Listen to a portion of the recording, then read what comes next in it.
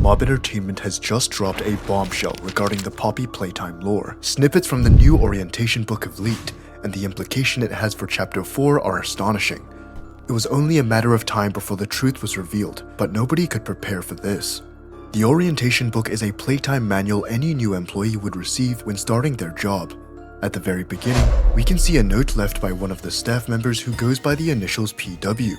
We've been racking our brain for who this character could be, and you won't want to miss it. The note starts, "I received this book a few months ago. I was curious what they'd say and what they wouldn't, so I read it cover to cover. This company is funny in that way, only handing me a book like this a few years in. I still don't understand why they hired me, a biologist, to do research and development at a toy factory. They said I had exactly the skills they wanted, but they were vague about what exactly they wanted my skills for. While we know PW is referring to Playtime Co. as a whole, it still feels a bit ominous to refer to the company as they, giving human qualities to a massive beast. Either that, or PW is referring to a specific group of individuals at the top of the corporate food chain. That delivers some interesting implications for Chapter 4. Will we finally learn more about the characters behind some of the most sinister projects? It also seems like once an employee has gotten comfortable with their job, that's when they receive this manual, one that says the bare minimum for simple rules for your standard factory job. It makes us wonder why this manual isn't given to new hires. Is it because Playtime doesn't expect most employees to last that long? Or could it be that the company has a different set of expectations for long-term employees working on more suspicious projects? I've been at Playtime a while now, and it turns out there's a lot of stuff they do here that isn't in the handbook, so I'm adding a few notes of my own. This company is not what they make it out to be. There were already some strong red flags that our friend PW should have seen. First of all, why would a biologist be needed at a regular old toy factory? PW was hired to do research and development. We understand needing to research toy trends in the growing market, but that seems more fitted to a business person and not a scientist. Biologists study living organisms, and last we checked, toys are not exactly alive.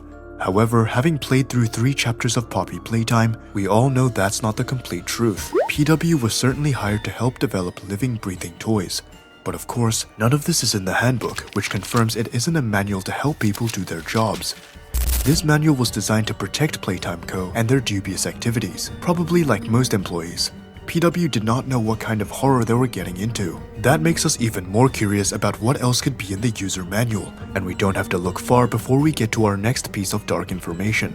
Did you know that Playtime Co. was founded in 1930 and became the most renowned toy manufacturer in the world? Playtime Co. was introduced as a big, powerful entity that somehow stretches far beyond the reaches of the toy market. Seemingly innocent history facts read like propaganda and give fans of Poppy Playtime a sense of just how deceptive Playtime Co. is. Perhaps even more so than what we've learned from playing the past 3 chapters. This makes us really excited to see what new projects and experiments we may learn about in Chapter 4. We have a feeling that there are more menacing secrets that are going to be exposed. Innovation is key. We never fall back on past glories. We're always looking to the future. PW doesn't think Playtime Co. will offer much more. The user manual goes on to say, "You may have heard rumors about problems at Playtime Co., that our profits are declining and our new ideas aren't working, and even that dangerous incidents have occurred at the factory. This nonsense is put out by our rivals and disgruntled ex-employees. Don't believe it and please don't repeat it." This doesn't read as genuine. In fact, it seems like a massive cover-up that Playtime is trying to have their employees be complacent in. This could explain why more wasn't done publicly during the events leading up to and after the Hour of Joy. The manual continues, "You're joining a company that's on the up. The future is bright, and we believe the 1990s will be our most successful decade yet." Despite the optimistic tone, PW scribbles a not-so-innocent, "Yeah, right. Keep telling yourself that" in response. That begs the question, what gave PW the idea that Playtime Co. will fail, especially given their dedication to creating new and innovative projects? This is something that becomes clearer as we read more of PW's notes. After Playtime Co. gives their spiel about how great they are, the rules of the factory floor are outlined.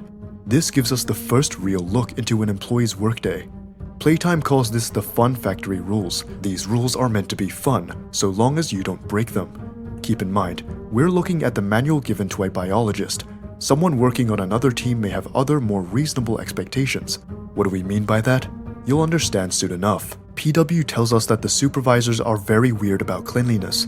Other words like thorough or strict could have been used, but our mystery employees opts for a more fitting synonym, There is nothing normal about what Playtime expects of their research and development employees. Random check-ins are done often to make sure there isn't anything under people's fingernails. When was the last time your boss checked to make sure you had clean fingernails? Realistically, if you're working in a factory developing new toys, this shouldn't really be an issue at all. Staff was likely never delivering products to consumers, so keeping such immaculate hygiene just to stay behind closed doors is a little strange. That is, unless Playtime Co. did not want certain things getting into their experiments or evidence of their experiments getting out. Given all we know about Playtime already, the latter seems most likely. Another peculiar rule says that employees should remain at their station until the end of their shift or unless given permission by a supervisor. This doesn't account for any lunch or bathroom breaks. Oh, and no overtime is offered. Aside from the not-so-optimal benefits package, isn't it a little strange to expect staff to remain only in their section? Given what we already know, this may be to keep employees uninformed on what's really been going on in the factory. Less overall knowledge gives people less credibility to expose Playtime for what's really going on. Perhaps one of the most overlooked pages might reveal an upcoming boss in Chapter 4. Now, while Picky Piggy has been heavily rumored, so has our robot friend Boogie Bot. Boogie Bot has been one of those toys that fans have been demanding for years, and according to this user manual, he might show up one more time. His page says, "Keep our company secure. Secrets are a promise." And at the bottom left, we can see your standard Playtime warning about breaking NDAs. Playtime Co. employees who violate NDA policies will face immediate termination. Now, this page could be alluding to the fact that Boogie Bot's next appearance is supposed to be a secret. The devs are well aware of his popularity, and it only makes sense that they would want to hint at him. Especially with the theory about Ollie being Boogie Bot, we'll definitely be seeing this green guy again to finally solve the mystery. But what does this mean for Chapter 4? It confirms that there is so much more going on in the factory that wasn't even discussed in the first 3 games. We are certainly in for a wild ride. The Poppy Playtime orientation book is something Mob Entertainment has been preparing for a while. The release date is on May 7th, but that hasn't stopped us from finding some of the official pages. That's right, everything in this new orientation book is confirmed to be part of the canon lore. There are even more unusual rules and notes to go over, so stay tuned for our next video. Let us know your thoughts about what this can mean for the future of the game. Will we be seeing Boogie Bot appear, or maybe perhaps reveal himself to be Ollie? Leave your thoughts in the comment section below, and don't forget to like the video and subscribe for even more Poppy Playtime content.